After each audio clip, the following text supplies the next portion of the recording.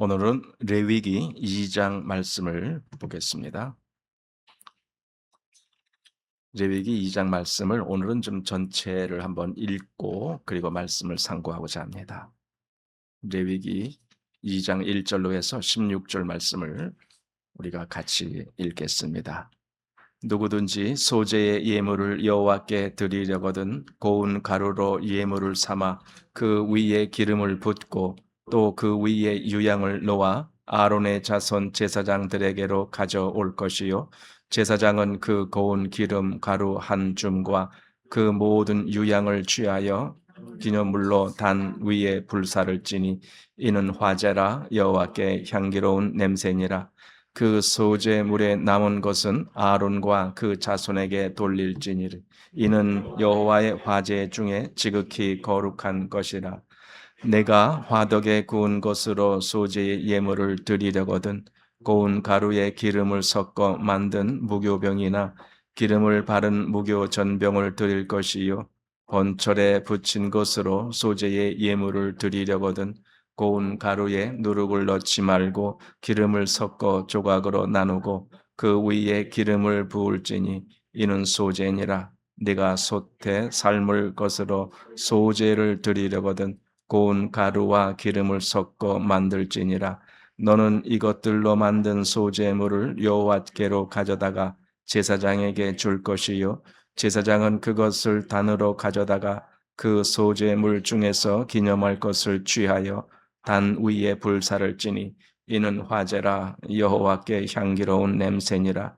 소재물에 남은 것은 아론과 그 자손에게 돌릴지니 이는 여호와의 화제 중에 지극히 거룩한 것이니라. 무릇 너희가 여호와께 드리는 소재물에는 모두 누룩을 넣지 말지니 너희가 누룩이나 꿀을 여호와께 화제로 드려 사르지 못할지니라. 처음 익은 것으로는 그것을 여호와께 드릴지나 향기로운 냄새를 위하여는 단에 올리지 말지며 네 모든 소재물에 소금을 치라. 네 하나님의 언약의 소금을 네 소재에 빼지 못할지니 네 모든 예물에 소금을 드릴지니라. 너는 첫 이삭의 소재를 여호와께 드리거든 첫 이삭을 볶아 찌은 것으로 너의 소재를 삼되 그 위에 기름을 붓고 그 위에 유향을 더할지니 이는 소재니라. 제사장은 찌은 곡식 얼마와 기름의 얼마와 모든 유향을 기념물로 불사를 지니 이는 여호와께 드리는 화제니라. 아멘. 오늘 레위기 2장 소재에 대해서 말씀을 보겠습니다. 소재라는 말은 제가 전에도 말씀드린 것 같은데 이 소자가 한자로는 희다라는 거에 흰색 그 소자입니다. 그래서 왜 우리 상복을 소복이라고 말할 때가 있어요. 그 소복이라는 것은 흰 옷이다라는 뜻이죠. 근데 소재라면은 이게 신재물이다라는 의미인데 신재물을 드리는 제사인데 왜 그러느냐 하면은 고운 가루를 거기에 제물로 삼기 때문에 그래서 소재다 이렇게 말을 합니다. 근데 이제 우리말에는 소재라고 그랬지만은 영어 번역본들을 보면은 좀 다양하게 나오는데 킹 제임스 버전을 보면은 meat offering 이렇게 돼 있어요. 근데 meat라는 말은 대부분 고기를 뜻할 때 meat라고도 하지만 넓은 의미에서는 음식을 뜻할 때 meat 이렇게 얘기합니다. 그래서 한마디로 우리 음식으로 드리는 제사다 이런 의미가 소재입니다. 또 그런가 하면은 ESV에는 grain offering 이렇게 돼 있어요. grain은 곡물이란 뜻이거든요. 곡물을 제물로 삼아 드리는 제사다. 네, 우리 번역본에는 소재다. 이 소재란 말이 사실 좀 생소한 단어입니다. 그렇지만 우리는 그걸 알아야 됩니다. 이게 신가루를 제물로 삼아 드리는 거구나. 물론 이제 거기에 방법은 그냥 제물을 가루를 그대로 이렇게 드리는 건 아니에요. 거기다 뭘 섞기도 하고 이걸 뭐 굽기도 하고 뭐 냄비에다 어떻게 하기도 하고 여러 가지가 있는데 이제 그런 걸 이제 차츰 보기로 하겠습니다. 그래서 소재는 신가루를 주 재료로 하나님께 드리는 제사다. 이렇게 이제 보게 됩니다. 그러면은 우리는 생각해야 됩니다. 그 신가루라는 게 뭐냐? 이제 오늘날 말하자면은 예를 들어 무슨 뭐 밀가루 같은 게 흰가루잖아요. 밀가루. 이게 제가 시다고 해서 뭐 완전히 하얗게 흰 그런 가루는 아니겠죠. 그렇게 하려면 또 표백을 해야 되겠죠. 약간 좀 누르스름한 가루 뭐 이렇게도 되겠죠. 어쨌든 그래도 거기에 이제 흰색이 나오겠죠. 근데 이 5가지 제사 중에서 소제는 동물을 잡아서 피를 흘려서 드리는 제사가 아니에요. 아까도 말씀드렸지만은 곡물, 우리 식물 그런 걸로 제사를 드리는 그런 겁니다. 그래서 이것은 피의 제사가 아닌 유일한 제사입니다. 5가지 제사 중에 4가지는 피가 있어야 되는데 이 소제에는 피가 없습니다. 그냥 곡물로 드리는 겁니다. 그것은요, 그리스도의 죽음을 의미하는 그런 것은 아니라는 거예요. 직접적으로. 물론 나중에 보면은요. 관련은 있어요. 그리스도의 죽음과. 그렇지만은 직접적으로 소제는 그리스도의 죽음을 의미하는 것이 아니고 그리스도의 살아있는 그 삶을 통해서 하나님께 드려지는 역사다. 요렇게 봐야 됩니다. 한마디로 우리가 이제 그런 것을 뭐라고 얘기하느냐면은요. 산제사 이렇게 얘기를 해요. 우리가 살아서 마치 우리의 삶을 하나님께 드리는 제사처럼 그렇게 하는 것이 산제사 또는 산제물 이렇게 얘기를 하잖아요. 그러니까 우리 주님이 그렇게 사셨던 거예요. 물론 십자가의 죽으심을 통해서 큰 의미를 우리에게 주시지만은 그분의 삶을 통해서도 우리는 그분이 어떤 삶을 지향하고 사셨는가라는 그런 것들을 보게 되는데 여기 예를 들어 요한복음 8장 29절 말씀을 보면은 나를 보내신 이가 나와 함께 하시도다. 내가 항상 그가 기뻐하시는 일을 행함으로 나를 혼자 두지 아니하셨느니라. 여기에 내가 항상 그가 기뻐하시는 일을 행한다라는 말씀을 하셨어요. 이것이 소제의 삶이라는 거예요. 항상 아버지 하나님의 기뻐하시는 그 일을 하시는 예수님이 친히 그렇게 사셨다라는 것을 의미하는 겁니다. 그래서 이 구약에 등장하는 이 모든 제사는요. 그리스도가 단번에 이루신 역사를 의미하는 거예요. 그런데 이 소제는 그리스도의 삶이 드려지는 그런 역사였다라는 겁니다. 그리스도가 그런 삶을 사셨다라는 것이 중요한 이유가 있어요. 왜냐하면은 성경은 우리로 하여금 그리스도를 닮으라고 말씀하거든요. 그리스도가 자신을 온전히 하나님께 드려지는 삶을 사셨다라는 것. 그냥 우리는 쉽게 이렇게 생각하는 거예요. 그리스도의 역사는 항상 십자가로만 연결된다. 이렇게 사실은 그런 말씀이 전혀 틀린 말씀은 아니에요. 맞는 말씀이에요. 그리스도의 모든 역사는 십자가에서 종결된다. 근데 오늘 보는 이 소재는 조금 다른 각도가 나오는 거예요. 십자가가 아니고 어떻게 사셨느냐라는 삶의 문제라는 거예요. 어, 그것이 우리가 지금 보고자 하는 음, 소재입니다. 그리고 주님을 닮은 그런 삶을 성도들에게도 이렇게 말씀하는데 베드로전서 2장 5절 말씀을 보면은 너희도 산돌같이 신령한 집으로 세워지고 예수 그리스도로 말미암아 하나님이 기쁘게 받으실 신령한 제사를 드릴 거룩한 제사장이 될지니라. 우리 보고 그렇게 하라라는 거예요. 이게 주님이 그렇게 가셨는데 우리도 그러한 삶을 살면서 신령한 제사를 드리는 제사장이 되어서 살아라. 지금 이런 말이거든요. 그러니까 제사장은 늘 하나님 앞에 나아가는 거고 하나님의 목적을 위해서 그 모든 제사를 주관하는 사람이 제사장인데 우리로 하여금 그렇게 살라라고 지금 성경은 말씀하는 거예요. 그러니까 그리스도인들도 똑같이 우리 요 앞에서 본 번제는 그 모든 존재를 헌신적으로 하나님께 드리는 삶, 그것이 번제였습니다. 그것은 죽음까지 나와야 되는 겁니다. 그래서 십자가에서 온전히 자신을 드리신 주님의 모습을 우리가 보는데 소재에서도 사실은 그런 의미가 강하게 되는 거예요. 그래서 하나님께 드려지는 삶을 산다라는 겁니다. 그런데 이제 여기서 그렇다고 소재가 전혀 죽음과는 상관없느냐 하면은 그렇지도 않아요. 왜 그러냐면은요.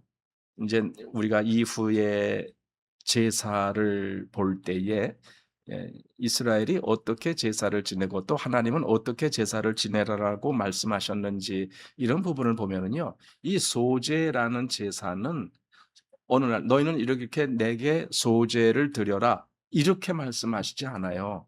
그게 무슨 말이냐면은요.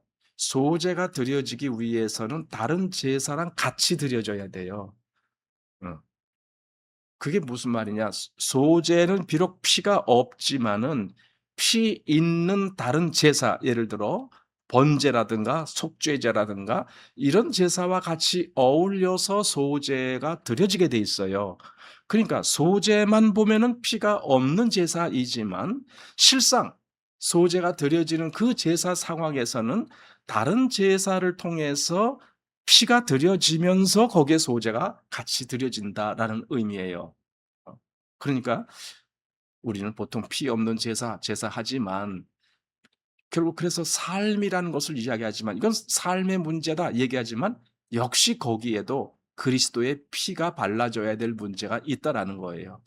그리스도인의 삶은 다 그리스도의 죽음에 근거한 바탕 위에서 어떻게 살아야 되는지에 대한 결정이 나오는 거거든요.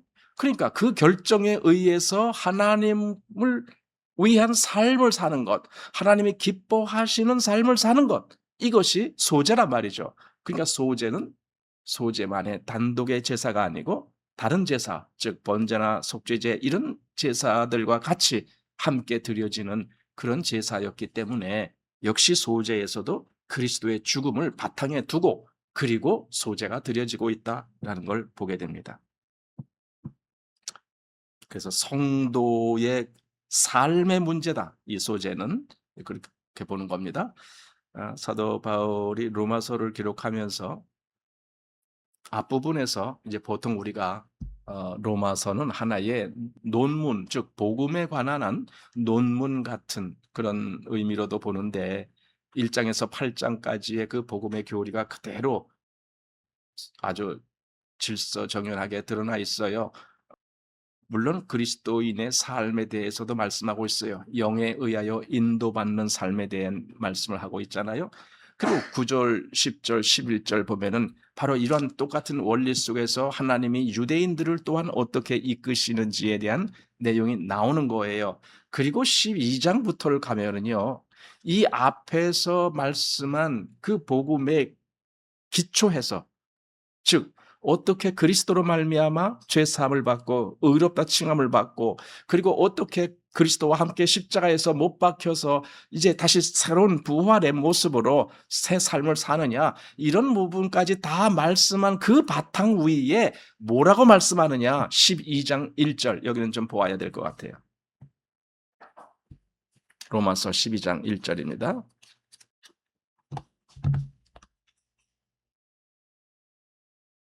자, 12장 1절 같이 읽습니다. 시작.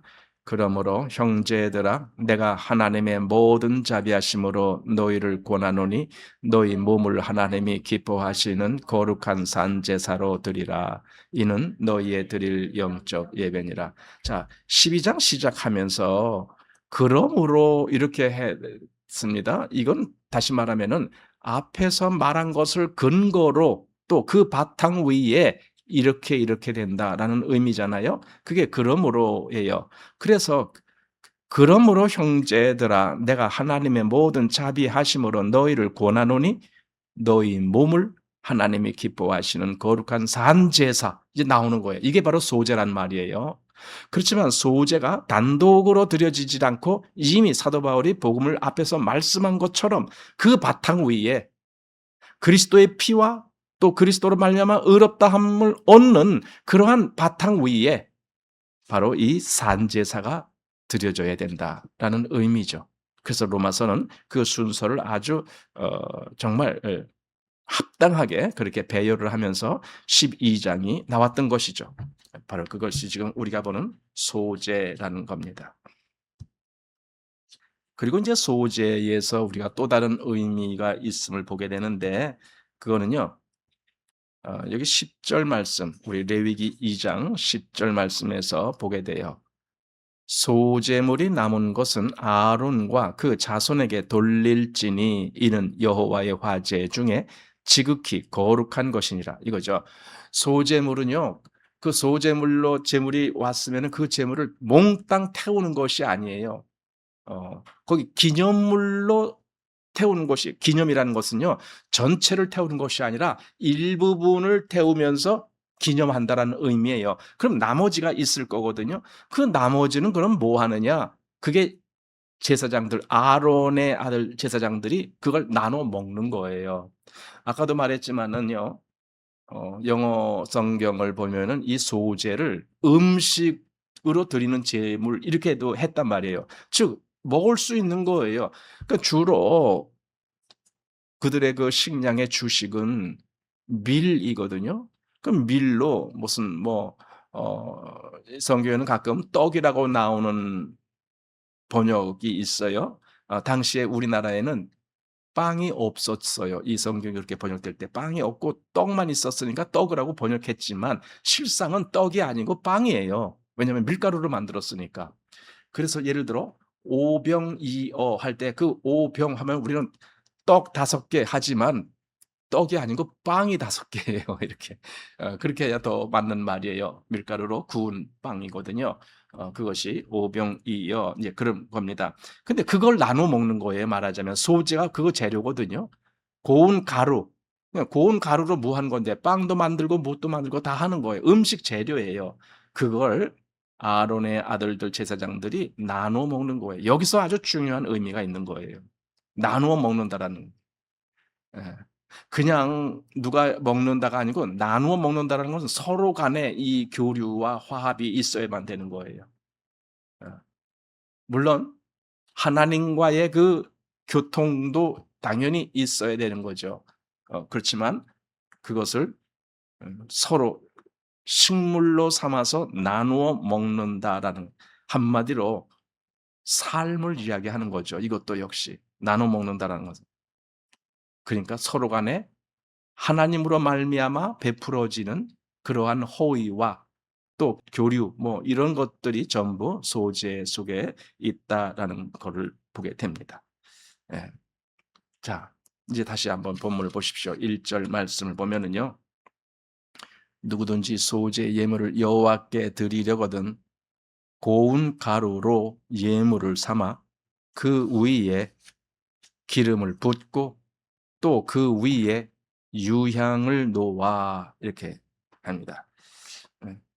고운 가루가 첫째로 있어야 되고 거기에 기름이 부어져야 돼요. 물론 이 기름은 아마 올리브 기름이었겠죠. 그리고 그 위에 또 유향을 놓습니다. 유향이라는 것은 향기를 이렇게 내게 하는 그런 겁니다. 첫 번째로 고운 가루, 즉 곡물을 곱게 갈아서 고운 가루로 만든 그것이 주 재료입니다. 그러니까 예를 들어 번제물을 우리가 보았을 때 번제물로 합당한 짐승, 양이나 염소나 소나 이런 거는 흠이 없어야 된다라는 말을 우리가 보았어요. 왜냐하면은 죄 없으신 그리스도를 상징하는 의미이기 때문에 그래서 흠이 없어야 된다라고 보았어요. 그런데 여기 지금 곡물로 제사를 드리는 소재에서도요. 그런 비슷한 의미가 나오는데 그게 뭐냐? 고운 가루라는 거예요. 고운 가루라는 것은 거기에 곡물에 알갱이가 섞여도 안 되고 어떤 덩어리가 있어도 안 되고 이것이 완전히 고운 가루가 되어서 하나도 거스름이 없는 그러한 모습으로 되어야 된다. 이게 지금 여기 주 재료다라는 거예요. 거기에 기름을 붓고 그리고 유향을 또 그 위에 놓는다. 이렇게 되어 있어요. 그래야만이 그것이 소재라는 것에 의미가 있다라는 겁니다. 여기 고운 가루라는 말이 여러 번 나와요. 1절도 나오고 4절, 5절, 7절 이렇게 나와요. 예.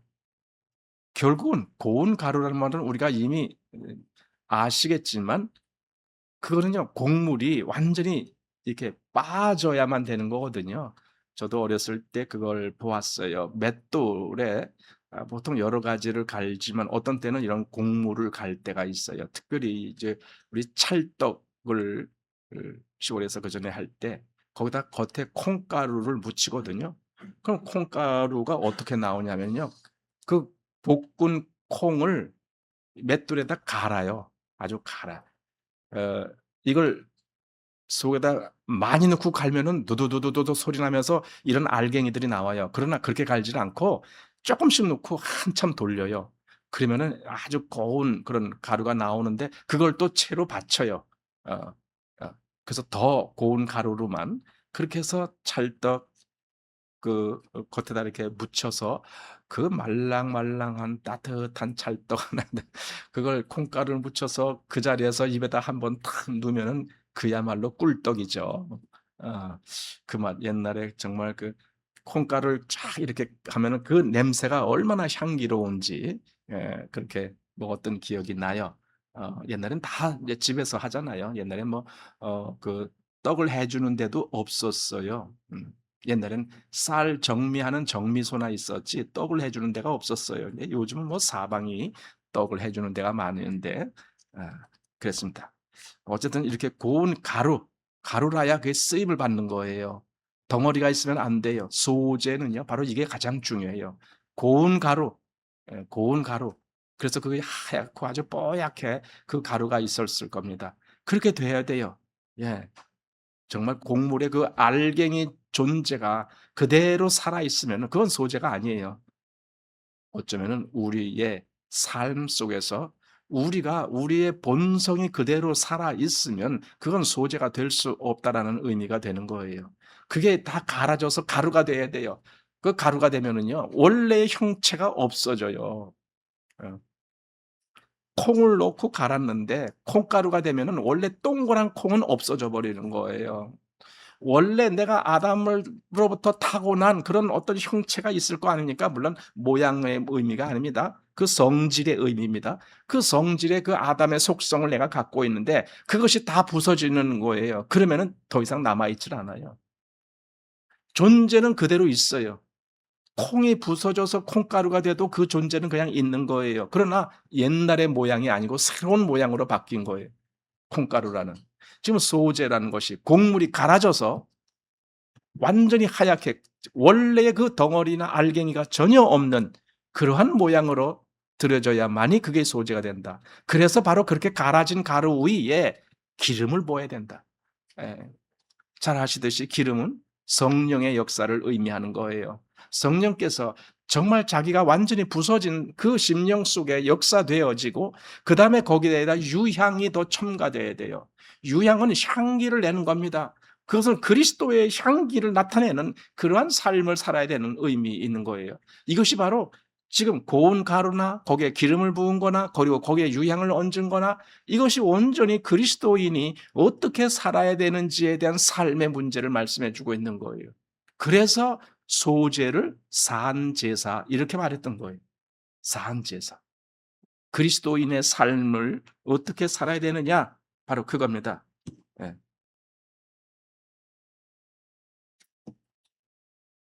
그리스도의 향기를 나타내는 그런 삶. 바로 그겁니다. 아. 그런데 인제 여기 2절 그 뒷부분을 보면은 "이는 화제라 여호와께 향기로운 냄새니라." 이거예요. 화제라는 거예요. 화제라는 말은 이게 제사 드리는 방법의 문제입니다. 제사의 성격의 문제가 아니고 방법의 문제. 성격으로 우리가 나눌 때는 5가지 제사, 번제, 소제, 화목제, 속죄제, 속건제 이렇게 5가지 제사가 있지만 지금 어떤 방법에 의해서 여기는 지금 화제라고 되어 있어요. 화제라는 것은요, 불사른다 그 말이거든요. 또 어떤 것은요, 거제라는 것이 있어요. 거자라는 것은 들 거자예요. 그러니까 높이 들어서 하나님께 드립니다라는 의미로 이렇게 제사장이 이렇게 들어서 하는 제사. 또 어떤 것은 요제라는 것이 있어요. 요자는 막 흔든다라는 거예요. 흔들어서 드리는 제사. 뭐 이런 방법에 따라서 여러 모양들이 있는가 하면은 성질에 따라서 지금 5가지 제사를 하고 있는데 거기에 이제 화제라는 말이 나온 거예요. 불로 태워서 드린다. 근데 이 불이라는 개념은요, 고난을 의미하고 있어요. 어. 그 고난을 견뎌야 되는 거예요. 그리스도인이 하나님께 자신을 드린다라고 말할 때는요, 고난을 감수해야 돼요. 고난을 피하면서 나를 하나님께 드린다라고 말하는 것은 어울리지 않는 거예요. 그건 맞지 않아요. 그리스도인이라면은 그 고난 속에서도 하나님께 자기를 드릴 수 있는 것. 그래서 바로 그것이 여호와께 향기로운 냄새. 하나님은 그러한 삶을 기뻐하신다. 향기로운 냄새. 예. 그러니 소재에서 가장 중요한 핵심 중에 하나가 바로 그거라는 거죠. 화재, 즉 불로 태워서 그리고 거기에 향기가 나야 되는 향기로운 냄새가 나는 그런 것이 소재다. 그러니 소재는 고난을 피할 수가 없다. 고난의 길이다. 예. 그래서 고운 가루가 있어야 되고 거기에 기름이 첨가돼야 되고 거기에 유향이 첨가돼야 되고 그리고 거기에 고난이 첨가돼요. 고난. 그것이 바로 소재의 삶이다. 그리고 여기 3절에 그 소재물에 남은 것은 아론과 그 자손에게 돌릴지니 이는 여호와의 화제 중 지극히 거룩한 것이니라. 그 아들들이 이것을 또 음식으로 삼는 거죠. 근데 그걸 지극히 거룩하다라고 했어요. 아니 우리가 먹는 것이 뭐가 그렇게 거룩해? 그러지 마시기 바랍니다. 우리는 그 하나님께 제물로 드려지는 그 제물을 우리가 친히 먹는 거예요. 내 것으로 만든다라는 거예요. 하나님께 드려지는 그것이 예수님은 나의 먹을 양식은 아버지의 일을 온전히 이루는 이것이니라 이렇게 말씀했잖아요. 그와 똑같은 겁니다. 소재라는 것은 온전히 하나님의 기뻐하시는 삶을 사는 건데 그것이 나의 식량이 되는 거예요. 나의 양식이 되는 거예요. 그래서 여기 지금 번제라고 말할 때는 완전히 그 제단 위에서 몽땅 태워서 드렸지만 소제에는 기념물로 태워 일부분을 기념해서 태우고 나머지는 제사장들이 나누는 거기서 같이 먹는 그런 식물로 삼는 겁니다. 예. 그것이 성경은 지극히 거룩하다라고 말씀했던 거예요. 예. 제사장이 먹는 것도 그것도 거룩한 문제예요. 지극히 거룩한 문제. 왜냐하면 주님을 나눠 먹기 때문에 그래요. 요한복음 6장 말씀에 보면은요, 내 살을 먹고 또 내 피를 마시는 자는 이런 말씀을 한 적이 있어요. 예수님이 주님의 살, 주님의 피를 먹어야 돼. 그래야 그에게 생명이 있다. 이렇게 말씀하신 것처럼 제사장이 여기서 지금 뭘 하는 겁니까? 그들은 지금 곡물을 먹었지만 실상은 주님을 상징하는 그 곡물이기 때문에 주님이 온전히 자기를 부숴서 하나님께 드려진 분이기 때문에 그가 친히 소재의 제물이 되셨잖아요. 우리도 주님을 먹는 거예요. 주님을 나누는 거예요. 그 곡물을 나누면서. 자, 그런데 이제 이 흰 가루가 이 소재 곡물 가루가 그 곡물에 기름을 붓고 또 유향을 얹어서 그렇게 드려질 때도 있지만 여기 보니까 여기 4절 보니까 화덕에 구워서 드리는 것도 있어요. 그러니까 이 고운 가루로 한마디로 음식을 만든 거예요. 고운 화덕에 구웠다라면 그게 뭡니까? 빵이죠. 구운 빵. 그 이스라엘은 특별히 그런 걸 잘해요. 요즘처럼 이렇게 굽는 시설이 그렇게 잘 발달된 시대가 아니기 때문에 그냥 불을 때워서 그 화덕 안에 이 벽면이 뜨끈뜨끈하죠. 거기다가 이 뭡니까? 밀가루나 뭐 이런 걸 이렇게 해 갖고 납작하게 요즘 말하면 이렇게 피자 비슷하게 이렇게 납작하게 해 갖고 그걸 벽에다 탁 붙여 놔요. 그리고 조금 있으면은 그게 거기서 익어요. 그러면은 그걸 이제 쓱 건져내면은 이제 이게 익은, 말하자면 구운 빵이 되는 거죠. 이게 화덕입니다. 화덕에 구운 것. 그다음에 철판에 부친 것. 이거는요, 요즘 말하면 프라이팬 같은 그런 위에서 거기서 요리한 거예요. 또 7절 보면은 냄비의 것. 냄비는 뭐야? 끓이는 거잖아요. 그러니까 한마디로 모든 음식 골고루, 어떤 때는 화덕에서 굽기도 하고 어떤 때는 이런 프라이팬 같은 데다가 뭐 이렇게 볶기도 하고 뭐 하기도 하고, 또는 뭐 냄비에 넣고 뭐 삶기도 하고, 이런 다양한 음식. 근데 그게 다 소재의 재료가 될 수가 있는 거예요. 다. 우리의 삶이 얼마나 다양합니까? 그런데 그 모든 다양한 삶 속에서도 우리는 하나님께 드려지는 삶이 될 수가 있는 거예요. 예. 꼭 한 가지로만 되는 것이 아니다, 그 말입니다. 중요한 것은 그게 고운 가루냐, 그리고 거기에 기름이 더 쳐졌느냐, 그리고 그 위에 유향이 놓여졌느냐, 이 분명한 조건에 맞춘다라면 곡물이 완전히 곱게 갈아지고 거기에 성령님의 역사로 말미암아 나타나지는 능력이 나타나고, 거기에 또한 그리스도의 향기를 드러낼 수 있는 그 목적으로 그것이 이루어지고 있다라면 그것은 하나님이 받으시는 향기로운 제물이 된다라는 거죠. 예. 그래서 여기 뭐 화덕이나 철판이나 냄비나 이 세 가지 경우를 보더라도 이 세 가지 경우가 다 불이 나와요, 불. 화덕도 불이 나오고 철판도 밑에서 불을 떼야 되는 거고, 그다음 냄비도 밑에서 불을 떼서 끓여야 되는 거고, 이게 전부 불이에요. 그러니까 불을 통과해야만 돼요. 그것은 다시 말해서 고난의 길을 겪게 된다라는 의미예요. 디모데후서 3장 12절 말씀을 보면 무릇 그리스도 예수 안에서 경건하게 살고자 하는 자는 핍박을 받으리라. 예. 그러니까 이 소재의 삶을 제대로 살고자 하는 사람이 있다라면은 세상에서는 핍박이 따른다라는 거예요. 핍박이라는 것이 뭐겠어요? 예. 어떠한 모습이라 할지라도 거기에 그리스도인의 그 위치에서는 세상 사람들보다 뭔가 피해를 당하는, 음, 그렇죠. 그러니까 이런 가시적인 것뿐만 아니라 심리적인 면에 있어서도 피해를 당하는 그런 예, 일이 있다라는 거예요. 이게 핍박이에요.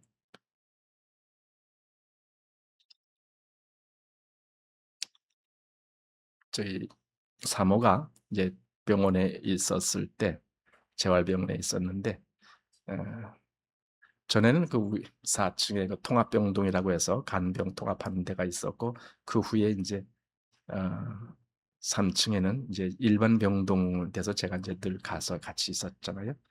밤에만 오고 그랬었는데, 거기 4인실입니다. 나머지 이 3인하고 이제 저희 사모하고 이렇게 4인 했는데, 나머지 3인들은 비슷한 성격이 있어요. 다 무릎 수술해서 온 사람들이에요. 그래서 자기들끼리 말이 잘 통해요. 근데 그들에게 공통점이 있어요. 밤 늦게까지 서로 이야기하고 뭐하고 뭐하고 그래요. 근데 우리 사모는 8시만 되면 자요. 그러니까 늘 안 맞아. 자려고 그러면 저기서 막 이야기하고, 그렇다고 이야기 못하게 하기도 뭐하고 뭐 하여튼 그래요. 근데 반대로 새벽에는 우리 사모는 4시만 깨어서 일어나서 성경책 봐야 돼요. 그 사람들은 아침밤 나올 때까지 자요. 내가 이제 아침밤 나올 때 가거든요. 가면은 그때까지 자고 있어. 그래서 아침밥 나오면서 저 아침밥 이렇게 배달하는 그분이 와서 자 일어나세요 하고 이제 막 깨우고 막 그래요. 어. 이렇게 달라요. 음. 외형적으로도 달라요. 그리스도인은 아마 그런 것이 있어요. 그래서 늘 좀 그게 마음에 부딪히고 그랬죠. 어, 그러다가 이제 퇴원을 해서 이제는 뭐 그런 부딪힘도 없어지고 그랬는데, 아, 정말 그리스도인의 그 삶, 소재의 삶을 살면은요, 세상과 부딪히게 돼요. 그래서 핍박이 와요. 예. 자, 그다음에 또 우리가 주의해야 될 부분 여기 11절 이하에 보면은요. 물은 너희가 여호와께 드리는 소제물에는 모두 누룩을 넣지 말지니 너희가 누룩이나 꿀을 여호와께 화제로 드려 사르지 못할지니라. 예, 누룩 그리고 꿀 이런 것을 넣지 말라라는 겁니다. 생각해 보세요. 아까도 말씀드렸지만 소제물은요 밀가루나 이런 곡물이거든요. 주 곡물이 밀가루예요. 왜냐하면 그들의 주식이 밀가루니까. 밀가루로 빵을 굽기도 하고 아까 뭐 화덕에 굽기도 하고 번철에 굽기도 하고 냄비에서 뭘 어떻게 냄비에서 우리도 그러잖아요. 밀가루 냄비에서 뭐 칼국수도 만들어 먹고 수제비도 만들어 먹고 그러잖아요. 예. 콩국수도 그것도 먹고. 예. 그러니까 그렇게 먹는데 밀가루는요 사실은 반죽을 해서 생 이렇게 할 때는요 금방 반죽을 해서 먹을 수가 없잖아요. 그게 좀 숙성시켜야 되거든요. 어느 정도 그래야 먹기가 좋지 그냥 반죽해서 그냥 구우면은요 그 개떡이 돼 버려요. 여러분 개떡 알죠? 그전에 그 밥을 할 때에도 보면은 그 밥 이만한 저 무쇠솥에다 밥을 할 때 그 구퉁에다가 이렇게 저희 어머니가 이렇게 뭐야 밀가루 그 반죽한 것을 한 덩어리씩 이렇게 해서 개떡을 만들어서 먹기도 하고 그랬어요. 그 별미라고 또 이렇게 먹기도 하고 그랬는데 맛이 없죠. 왠 딱 질기고 이게 좀 아주 좀 뭔가 좀 부드러운 맛이 있어야 먹을 맛이 나는데 그게 아니기 때문에 그럼 밀가루 음식은 대부분 그걸 발효시켜야 돼요. 발효시키는 건 뭡니까? 그 효소 발효제가 있잖아요. 뭐 그런 것처럼. 여기서 그거 발효하는 게 누룩이거든요. 누룩으로 발효를 시켜서 그래서 음식을 만들어 빵을 만들든지 뭐 빵을 굽든지 이제 그러면은 아주 부드럽고 맛있는 빵이 되는 거잖아요. 근데 이 소재에는요. 그 누룩을 넣지 말라라는 거예요. 왜 넣지 말라라고 할까요? 누룩은요. 본질을 변형시키는 성질을 갖고 있어요. 본질을 변형시켜요. 많이 부풀리잖아요. 그리고 아주 먹기 좋게 보기 좋게 그렇게 만들어 주잖아요. 그러니까 그리스도인의 삶은요. 그런 삶이 되는 게 아니에요. 사람 눈에 보기에 좋은 그리고 더 흥미를 끄는 그런 삶이 그리스도인의 삶이 아니에요. 그리스도인은요. 일부러 겉에 아무런 꾸밀 이유가 없어요. 왜 꾸며요? 꾸미는 것은요. 다 사람들 보라고 꾸미는 거예요. 근데 그리스도인은 그럴 필요가 없잖아요. 어. 누가 어떻게 보든지 그냥 내가 올바르게 살면 되는 거예요, 내가. 어. 그런데 세상은 그게 아니에요. 나를 기준으로 내가 올바르게 산다가 아니고 남이 나를 어떻게 보느냐 거기에 늘 맞추어서 살게 되죠. 그래서 옷도 이왕이면 더 남 보기에 좋은 옷. 요즘은 그런 거 있잖아요. 명품 뭐 명품. 가끔 저도 인터넷에서 그런 걸 볼 때가 있어요. 상품들 이렇게 구경하다 보면은요. 뭐 조그만 가방 하나 보통 우리는 뭐 조그만 가방 하나면은 뭐 한 뭐 3-4만 원 뭐 이렇게 해서 인터넷에서 보여요. 근데 어떤 거는요 300만 원, 500만 원 막 그러는 거 있어요. 크기가 똑같아. 고만해. 그러면은 왜 그렇게 300만 원, 500만 원을 주면서 그런 걸 사서 들고 다니는 사람의 그 심리는 뭡니까? 그건 다분히 남이 나를 그렇게 봐주기를 원하기 때문에 그래요. 아니 혼자 무인도에 간다. 그런데 그 명품 가방을 들고 갈 사람이 누가 있어요? 남들이 많이 살고 있는 그런 지방에 간다. 그러면은 아마 들고 가서 의시되고 싶을 거예요.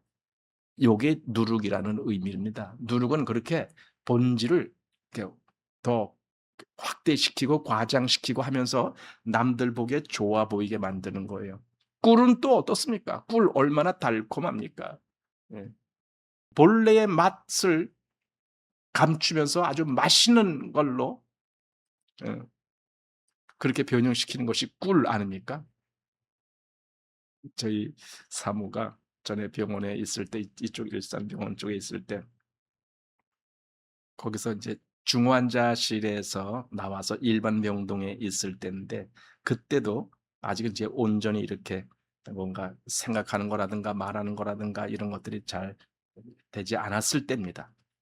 근데 이제 겨우 조금씩 말을 할 수 있었을 때 그때 그래서 내가 물어봤어요. "먹고 싶은 게 뭐야? 내가 다 사 줄게." 그랬더니 저희 사모가 뭐라 그랬는 줄 아세요? 꿀물. 그래, 꿀물. 어. 아니 그게 왜 그러냐면은요. 무가 마시는 음식이 뭔지가 생각이 안 나는 거예요. 아예. 그러다가 유일하게 생각해낸 게 꿀물. 근데 나중에 인제 집에 와서 지금 와서 인제 그게 확인됐어요. 아 왜 그때 꿀물이라고 얘기했는지 알았어요. 그게 뭐냐면은요. 요만 그 비닐 같은 요만 기드란 그런 상품이 있어요. 거기에 꿀이 들어가 있는 거 있어. 그걸 아프기 전에 같이 먹은 적이 있어요. 근데 그 기억이 났던 건가 봐. 그걸 꿀물이라고 말하고 그거 아마 그러니까 뭔가 맛있는 걸 기억을 해야 되는데 이게 다 까먹어졌으니까 뭔가 기억이 빨리 안 떠오르는데 그거 하나 떠오른 거예요. 근데 그것도 이름을 모르니까 그냥 꿀물 이렇게 말을 했던 기억이 나는데 이런 꿀은 참 우리 입맛을 달콤하게 만들어 주는 거예요. 어, 그러나 그리스도인의 삶은 그런 달콤함을 추구하는 것이 아니에요. 오히려 쓴 길이라도 가는 거예요. 쓴 물이라도 받는 거예요. 그래서 여기 누룩과 또 꿀을 넣지 말라 이렇게 단호하게 말했어요. 소재는 그리스도인의 삶에서는요. 누룩 같은 그런 부분 또는 꿀 같은 그런 부분을 추구하는 것이 아니다 그 말이에요. 그저 사람들 보기에 달콤하고 사람들 보기에 근사하고 멋있어 보이고 그렇게 꾸미고 그런 것이 그리스도인의 삶이 아니다. 그냥 그리스도인은 그 소재물의 그 고운 가루에 완전히 빠진 아담의 그 모든 속성들이 다 부서진 그런 가루 위에 거기에 성령의 충만함이 부어지는 그런 의미 그리고 거기에다가 그리스도의 향기를 드러낼 수 있는 그런 삶 그것이 소재의 삶이지 무슨 누룩이나 무슨 꿀이나 뭐 이런 걸 첨가해서 사람들 보기에 근사하게 한다. 근데 왜 요즘은 그런 게 너무 많다는 거예요. 사실은 교회도 그래요. 교회들도 보면은요. 너무 사람들 보기에 근사하게 만드는 게 그게 하나의 유행이 됐어요. 요즘 교회 예배당 건물들을 가보세요. 얼마나들 아주 예, 카페처럼 꾸며놔요. 그 뭐예요? 사람들 보기에 좋게 꾸며놨다 그 말이에요. 요즘 카페들이 다 그렇잖아요. 우리 여기 1층도 또 뭐가 생겼더라고요. 여기 뭐 커피 파는. 그런데 보면은요 아주 실내 장식을 굉장히 사람들 호감 갖게 아주 아늑하고 뭔가 멋있게 이렇게 꾸며놓고 그러잖아요. 근데 교회 예배당도 그렇게 만들어요. 그런데 익숙했던 분들이 우리 이 교회당에 오면은 여기 뭐 이런 데가 다 있어. 그럴지도 몰라요. 이런 데가 다 있어. 예. 그러나 사실 우리도 얼마든지 더 꾸미고 그럴 수도 있겠지만은 음 굳이 우리는 그런 데 마음을 쓰고 싶지는 않잖아요. 우리의 마음은 오직 그 영혼들을 인도하고 영혼들에게 하나님을 알게 하는 그러한 일들이 더 중요하다라고 보이기 때문에 그렇습니다. 자, 그래서 여기 누룩과 꿀을 제하라. 넣으면 안 된다. 그런데 꼭 넣으라라는 것이 있어요. 그게 뭐냐면 소금이에요. 소금. 여기 13절 말씀에 내 모든 소재물에 소금을 치라. 네 하나님의 언약의 소금을 내 소재에 빼지 못할지니 내 모든 예물에 소금을 드릴지니라. 그러니까 소금과 누룩은 완전히 반대예요. 누룩은 넣으면 안 돼. 그러나 소금은 넣어라. 왜 그러느냐? 그러면 소금이 상징하는 것이 있기 때문에 그거예요. 소금은 사실 옛날의 그 환경에서는요. 변하지 않게 하는 그런 물질이거든요. 상하지 않게 하는 그런 물질. 옛날에 무슨 냉장고가 있었습니까? 아무것도 없었잖아요. 그러니까 허다못해 생선 같은 것도 그걸 상하지 않게 하려면은 완전히 말리든가 근데 말리면은 맛이 완전히 바뀌잖아요. 그러니까 본래의 모습을 유지하면서 보관할 수 있는 방법은 소금에 절이는 것밖에 없어요. 옛날에 저도 시골에서 저희 어머니가 생선을 사면은요 소금독에다 집어넣어요. 소금독. 나중엔 그 소금을 다 털어내. 그리고 털어내고 먹어도 짜. 그래. 그렇게 먹었던 기억이 나는데 소금. 그래서 이걸 보고 언약의 소금이라 그래요. 변치 아니하는. 그럼 소금을 왜 넣냐? 하나님의 언약은 변치 아니한다. 이걸 계속 상기시켜 주는 거예요. 우리는 하나님의 언약이 변치 아니한다라는 그 바탕 위에서 나를 하나님께 드리는 소재의 삶을 사는 거예요. 그러니까 믿음이 거기 나와야 되는 거예요. 하나님의 말씀을 이 소금 언약처럼 변치 아니하는 말씀으로 받아들이는 믿음, 바로 그 믿음에 근거해서 나를 하나님께 드려질 수 있는 그런 소재의 그 제사, 바로 그거를 얘기하는 겁니다. 그래서 이걸 여기 2절에도 그랬고 9절에도 그랬지만은 이는 화제라 여호와께 향기로운 냄새니라. 여호와께 향기롭다는 말은 하나님이 기뻐 받으신다라는 거예요. 그걸. 바로 그런 걸 받으신다. 그리스도의 삶이 바로 이 소재와 같이 그렇게 드려졌을 때 하나님이 그를 받으신다라는 의미가 되는 겁니다. 그리고 여기 14절 말씀을 보면은 너는 첫 이삭의 소재를 여호와께 드리거든 첫 이삭을 볶아 찌은 것으로 너의 소재를 삼되 하면서 첫 이삭, 사실 첫 이삭은 우리가 이제 레위기에서 다른 데서도 보게 되는데 그건 그리스도를 이야기하는 거예요. 그리스도가 먼저 하나님께 드려지는 거예요. 그리스도는 자신을 먼저 하나님께 드렸습니다. 그것이 십자가고 그것이 부활입니다. 근데 그리스도를 상징하는 그 제사로 소제도 같이 드려진다라는 의미가 여기 나오는 겁니다. 그래서 여기 첫 이삭, 그 고린도전서 15장 20절 말씀에 그리스도께서 죽은 자 가운데서 다시 살아 잠자는 자들의 첫 열매가 되셨도다. 그리스도를 상징하는 것이다. 그 그리스도를 상징하는 그 첫 이삭으로 드릴 때 이게 볶거나 또는 찌은 것, 이 역시 고난을 의미하는 거예요. 곡물을 완전히 볶아서 찌어 가루를 내, 이게 전부 고난을 상징하는 거예요. 그리스도께서 실제적으로 그런 고난의 길을 가셨구나. 그러니 이 소제를 드리는 사람은 그런 제사를 통해서 결국은 뭡니까? 그리스도를 바라보는 거예요. 이 소제 속에 담겨져 있는 그 뜻을 찾아가면서 후일에 하나님의 보내신 그 그리스도가 이런 길을 가는구나. 그래야만이 우리가 그의 은혜로 온전함을 얻을 수 있겠구나. 이런 걸 상징적으로 보여주시려고 지금 소제라는 개념이 또 나온 겁니다. 그러니 번제도 역시 그리스도가 번제물이 되셨던 것이고 소제도 역시 그리스도가 소제물이 되는 것이에요. 그게 첫째입니다. 물론 우리에게도 우리 마음에도 번제의 마음으로 나를 하나님께 드리고 또는 소제의 마음으로 나를 하나님께 드리는 그런 것이 같이 나옵니다. 그리스도가 먼저라는 것은 그리스도를 보면서 그 뒤에 우리가 또 따라간다라는 의미가 있는 겁니다. 이것이 오늘 우리가 보는 소제입니다. 말 그대로 고운 가루로 거기에 기름이 부어지고 거기에 유향이 또한 얹어져서 그걸 하나님께 드릴 때 하나님이 향기로운 제물로 받으시는 거예요. 하나님은 우리의 그러한 삶을 받으시기를 원하시고 계시다라는 겁니다. 자, 오늘 소제 말씀 이렇게 마치겠습니다.